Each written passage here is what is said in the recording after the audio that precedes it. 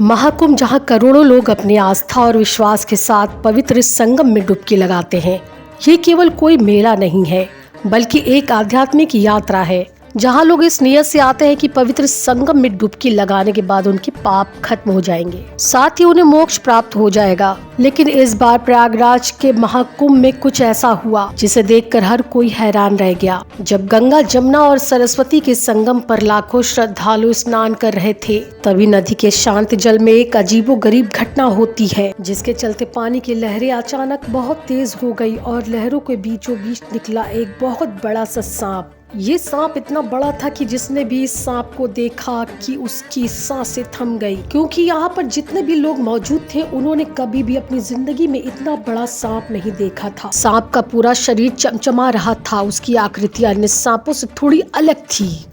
इस सांप को देखकर हर कोई मौन रह गया और ये सोचने लगा कि ये कोई प्राकृतिक घटना है या फिर भगवान का करिश्मा। इस चमत्कारिक घटना ने महाकुंभ के अध्याय में एक ऐसा चैप्टर जोड़ दिया जिससे वहां मौजूद कोई भी शख्स कभी नहीं भूल पाएगा। चलिए हम आपको बताते हैं कि यहाँ पर असल में हुआ क्या था। ये तो हम सभी जानते हैं कि जब से महाकुंभ शुरू हुआ है, प्रयागराज में करोड़ों श्रद्धालु मौजूद हैं। कुछ लोग यहाँ अपने पाप को धुलने के लिए आते हैं तो कुछ लोग यहाँ के मनमोह लेने वाले नज़ारे को देखने के लिए आते हैं, क्योंकि महाकुंभ मात्र एक मेला नहीं है बल्कि इसका नाता भारतीय संस्कृति और आस्था से बहुत गहरा है। प्रयागराज में गंगा, जमुना और सरस्वती का मिलन होता है। यहीं पर कुछ लोग डुबकी लगा रहे थे। घाटों पर मंत्रोच्चारण, घंटियों की गूंज और श्रद्धालुओं का उत्साह माहौल को पूरी तरह से आध्यात्मिक बना रहा था। तभी अचानक यहाँ संगम के बीचों बीच एक अजीब घटना हुई।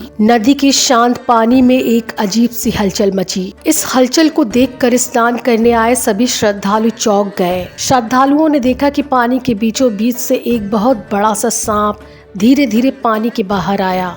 उस सांप की लंबाई तकरीबन 30 फीट थी।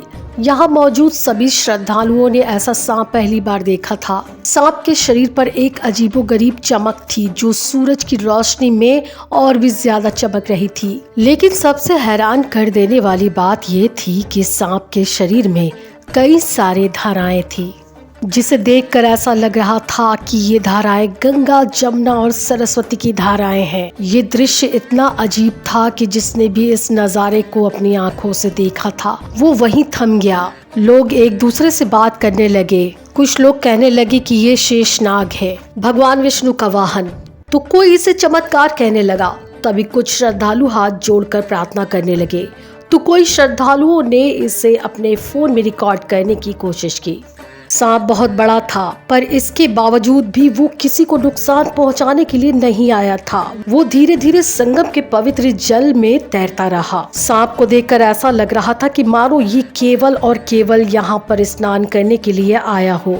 जब इतना कुछ हो रहा था तभी एक बूढ़े साधु सामने आते हैं और वहाँ मौजूद श्रद्धालुओं से कहते हैं कि ये कोई आम सांप नहीं है, ये भगवान का संदेश है। शायद ये हमें बता रहा है कि हमें प्रकृति का सम्मान करना चाहिए। भीड़ इस अद्भुत दृश्य को देखकर मंत्रमुग्ध हो गए। सांप कुछ देर तक संगम के पानी में स्नान करता रहा और फिर धीरे धीरे पानी के अंदर चला गया। इस घटना ने पूरे महाकुंभ को एक नई दिशा दे दी। सांप के जाने के बाद श्रद्धालु इस बात पर बहस कर रहे थे कि आखिर ये सांप कौन था और कहां से आया था।